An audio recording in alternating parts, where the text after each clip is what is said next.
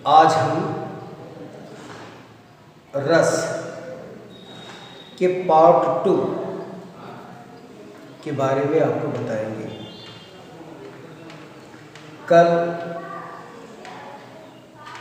बताया गया था श्रृंगार रस के 2 भेद होते हैं, संयोग और वियोग। संयोग के बारे में बताया जा चुका था। वियोग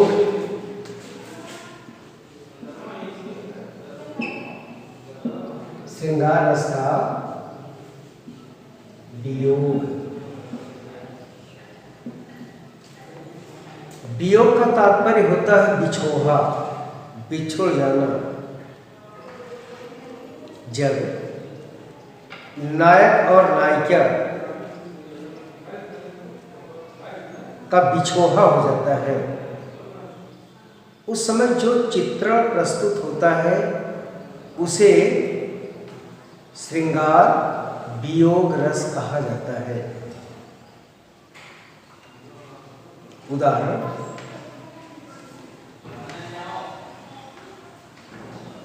हे खग, हे मृग, हे मधुकर श्रेणी,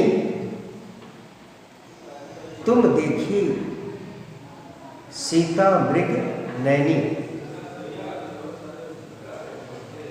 रावण के द्वारा सीता जी का जब अपहरण हुआ था, गोस्वामी तुलसीदास जी श्री रामचंद्र जी की दशा का चित्रण करते हैं कि उनकी ऐसी दशा हो जाती है। हे खग, हे मृग, हे मधुकर श्रेणी, वो जंगल के पशु पक्षियों से पूछते हैं कि क्या तुमने सुंदर नेत्रों वाली सीता जी को देखा है। ये वियोग श्रृंगार रस हो गया। दूसरा,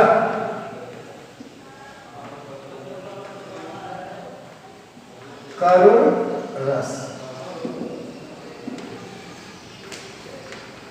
करुण रस करुणा की भावना, दया की भावना जब हृदय के अंदर जागृत होता है तो उसे करुण रस कहा जाता है। जब किसी मनचाही वस्तु के नष्ट होने या अनिष्ट होने पर हृदय शोक से भर जाता है, उसे करुण रस कहा जाता है। एग्जाम्पल है, मेरे हृदय के हर्ष हा अभिमन्यु, अब तू है कहाँ।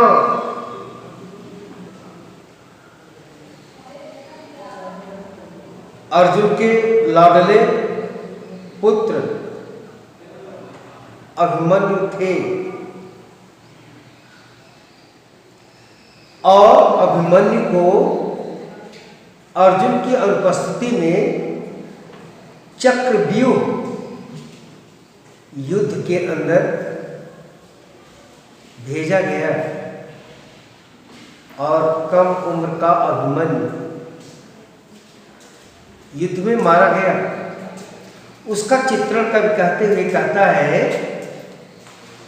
मेरे हृदय के हर्ष हा अभिमन्यु, अब तू है कहाँ। इसके अंदर देखिए, अस्थाई भाव क्या है, शोक। और इसके बाद आश्रय क्या है इसमें?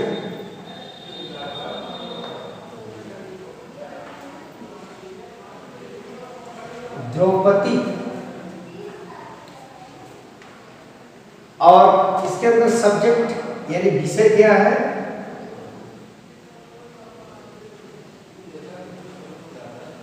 अभिमन्यु।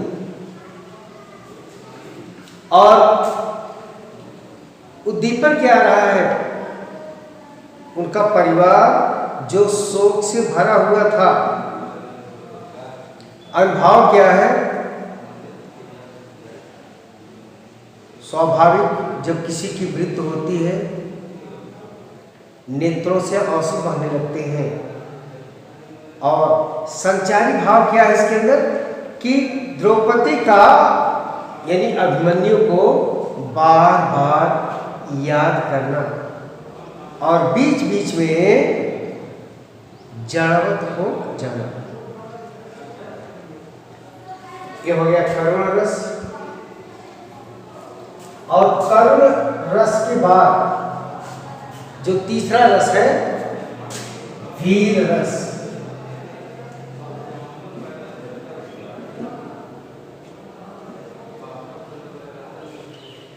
वीर रस।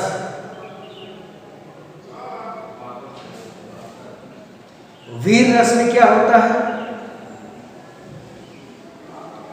युद्ध क्षेत्र या किसी कठिन कार्य करने के लिए हृदय के अंदर जब उत्साह जागृत हो जाता है उसे क्या कहा जाता है? वीर रस। एग्जाम्पल है, वीर तुम बढ़े चलो, धीर तुम बढ़े चलो, सामने पहाड़ हो, सिंह की दहाड़ हो। यह छोटा सा एग्जाम्पल है वीर रस का। एक और उदाहरण दे रहे हैं।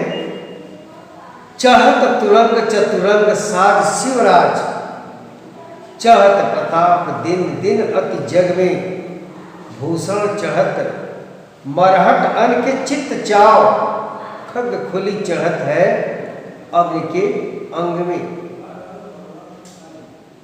युद्ध क्षेत्र का वर्णन है और जो योद्धा है उसके हृदय के अंदर युद्ध करने की प्रबल भावना जागृत हो रही है। ये वीररस का एग्जाम्पल है।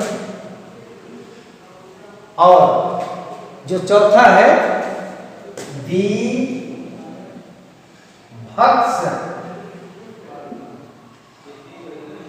रस।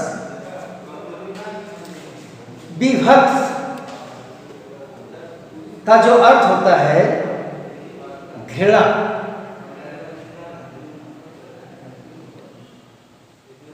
इसके अंदर विभाव, अनुभव और संचरी भावों के मेल से घृणा का अस्थायी भाव उत्पन्न होता है। उदाहरण है, सिर पर बैठे काग आंख दो खात निकारत, खींचत जीभ स्यार अति आनंद कर धारत, गीध जांघ कह खोद खोद के मांस उचारत, स्वान अंगुरिन काट काट के खात विचारत, बहुचील नोच ले जात, तुझ मोद भर्यो सबको पियो, मन ब्रह्म भोज जजमान को आज भिखारी कह दियो। देखिए अस्थाई भाव क्या होता है इसका? जुगुस्सा, अर्थात घेरा। और आश्रय इसमें क्या होता है, देखने वाला।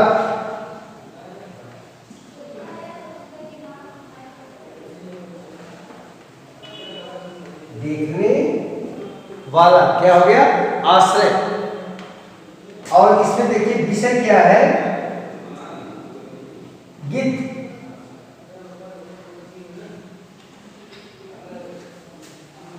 गिद्ध एक वर्ड है, बड़ा पक्षी है और यह मांसाहारी पक्षी है। और इस पोएम के अंदर उसी का चित्रण किया गया है। इसके अंदर गिद्ध है, सियार है, चील है, ये सब मांसाहारी है। और अब देखिए ये विषय इसमें मृत शरीर है। विषय क्या है, मृत शरीर, मरा हुआ शरीर है, किसी पशु का मृतक शरीर है। और मृतक शरीर में जो है ये उद्दीपक कौन लाते हैं,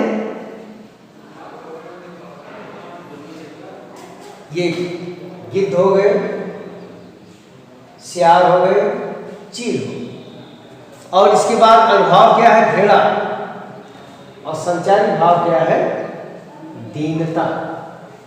यानी ये जब हम किसी रस के विषय में अध्ययन करते हैं और अध्ययन करने के बाद जो अस्थाई भाव, आश्रय, विषय, उद्दीपन, अगर इसको हम अच्छी तरह से समझ लेते हैं फिर रस की पहचान हमको अच्छी तरह से आ जाती है। जैसे पोएम हमने पढ़ा, सिर पर बैठे काग आंख दो खाद निकालते, यानी सिर के ऊपर कौवा बैठा है और कृत्रिम किसी मृतक शरीर के दोनों नेत्रों को निकाल रहा है।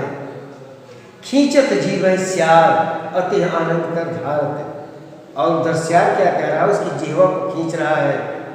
गीत क्या कर रहा है, खोद खोद के मांसों को निकाल रहा है। और श्वान क्या कर रहा है, अंगुलियों को काट काट करके जो है खा रहा है। और चील जो है नोच नोच करके लेकर भाग रहा है, मानो यह सब इनका ब्रह्म भोज है। और इसके बाद पांचवा आपका आता है शांत रस। शांत रस, शांत रस, इस रस के अंदर सांसारिक वस्तुओं से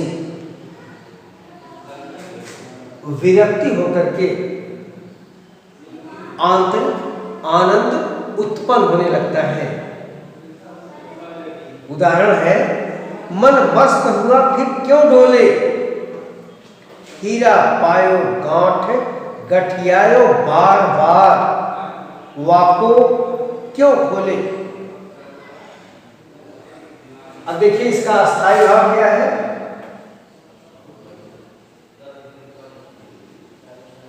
अस्थाई भाव है वैराग्य। वैराग्य,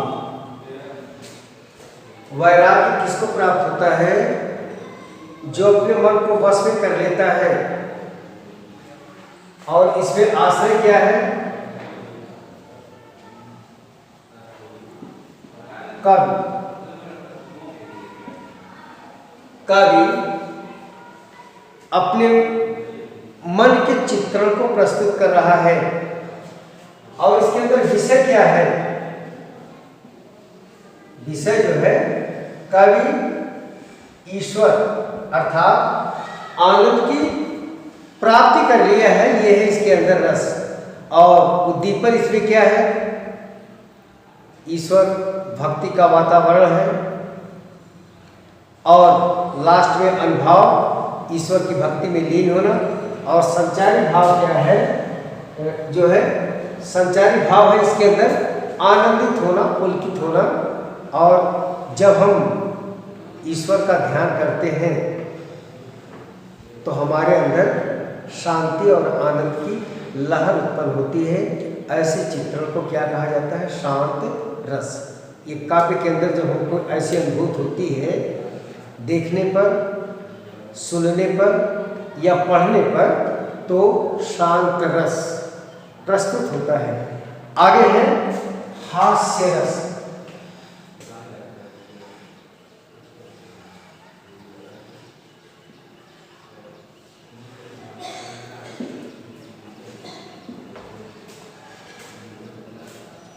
हमारे हृदय के अंदर जब आकृत विचित्र वेशभूषा, अनोखी बातें, चेष्टाएं और हास्य परिहास, विनोद का अनुभव होता है, तो जिस रस की प्राप्ति होती है हम कहते हैं उसे हास्य रस। जैसे एग्जाम्पल है, गोपियां कृष्ण को बाला बना ब्रिजभान के भवन चली मुस्काती, वहां उसको निज सजनी बता रही उसके गुणों को बतलाती। स्वागत में उठ राधा ने जो निज कंठ लगाया तो वे भी ठठाती, होली है कह के तभी सब भेद बताकर खूब हंसती। ये जो पोएम है इसको पढ़ने से हंसी आ रही है कि गोपियां कृष्ण की वेशभूषा को धारण की है और कहाँ जाती हैं? ब्रिजभान के घर, और उनको बताती हैं कि मैं आपकी सजनी हूं। उनके गुणों को बतलाती हैं और कंठ लगाती हैं और अचानक हंसी आ जाती है। आश्रय कौन है? गोपियां। विषय क्या है? कृष्ण के रूप को धारण करना। उद्दीपन क्या है? होली के त्योहार का वातावरण। और इसके बाद अनुभव क्या है? मुस्कुराना। ये कृष्ण की चेष्टाएं हैं। संचारी भाव, लज्जा, हर्ष, चपलता, ये गुण है हास्य रस के। अब आपका अगला आता है रौद्र रस।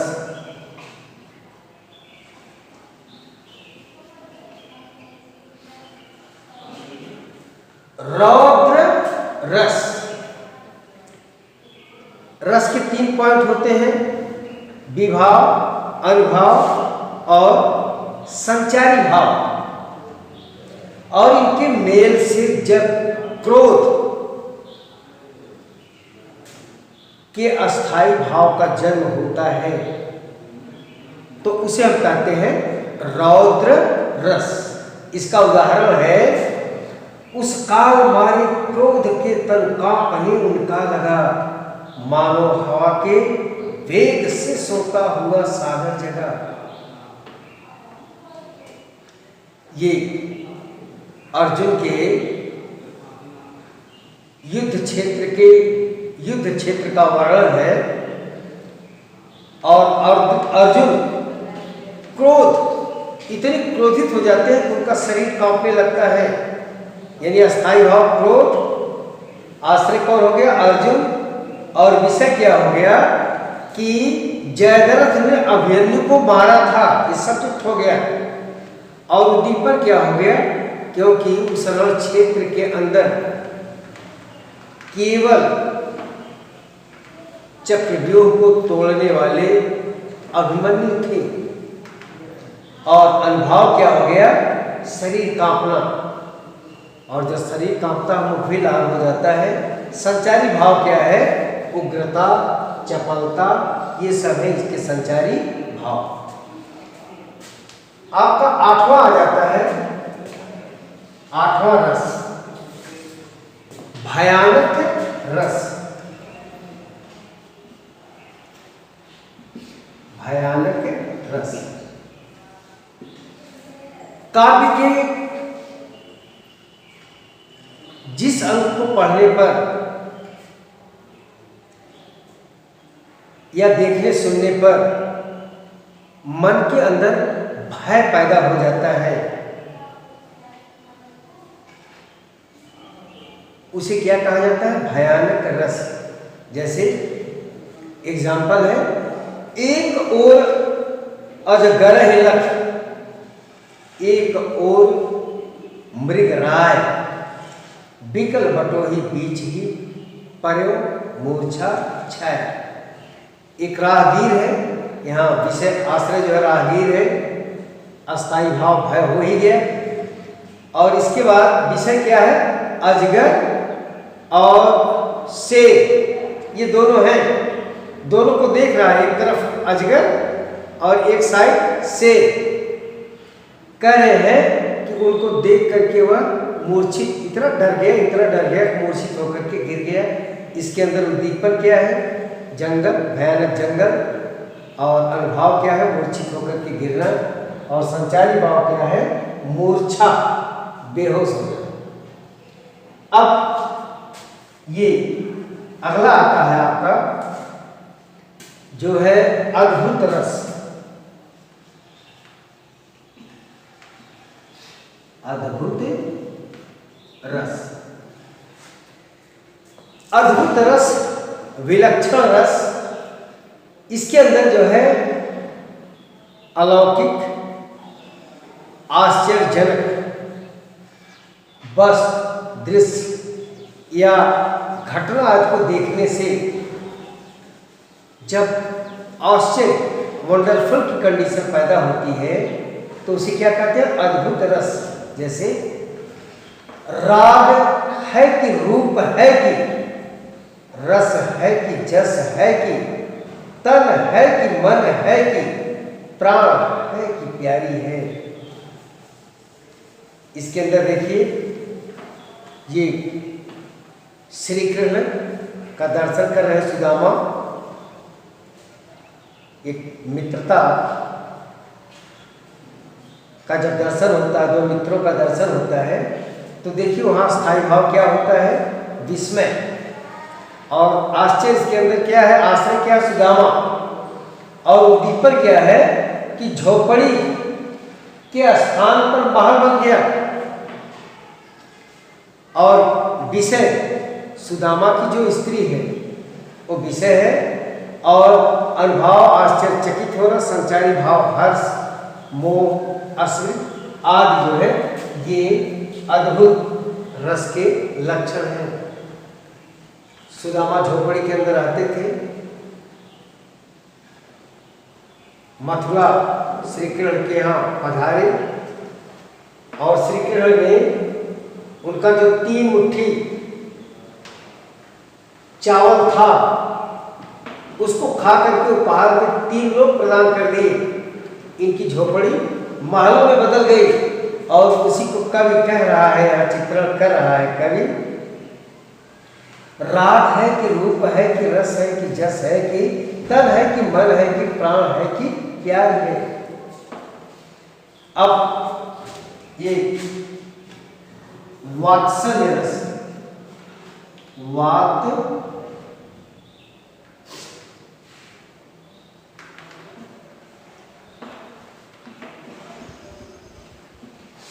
ये वात्सल्य रस, ये क्या है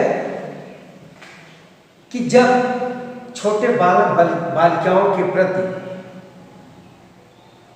माता पिता सगे संबंधियों का प्रेम एवं ममता का भाव उत्पन्न होता है, उसे क्या कहते हैं? वात्सल्य रस। जैसे है, सोहत कर नवनीत लिए, घुटुरन चलत रेन तर मंडित मुख दधि लेप लिए। ये चित्रण है श्री कृष्ण के बाल लीला का। और इसमें अस्थाई भाव क्या है? वत्सल। और आश्रय क्या है? माता पिता, विषय श्री कृष्ण है। और श्री कृष्ण घुटनों के बल चल रहे हैं। और इसके बाद अनुभाव हंसना या प्रसन्न होना। और संचारी भाव क्या है? विस्मित और मुक्त होना। और आपका लास्ट जो है भक्ति रस। भक्ति रस के 9 भेद बताए गए थे, वात्सल्य और भक्ति रस। इसको जो है साहित्यकारों ने अंत में जोड़ा है। भक्ति रस में ईश्वर के प्रति जब भक्ति भावना अस्थायी रूप से प्रतिष्ठित हो जाती है तो उस समय जिस आनंद की अनुभूति होती है उसे भक्ति रस कहा जाता है।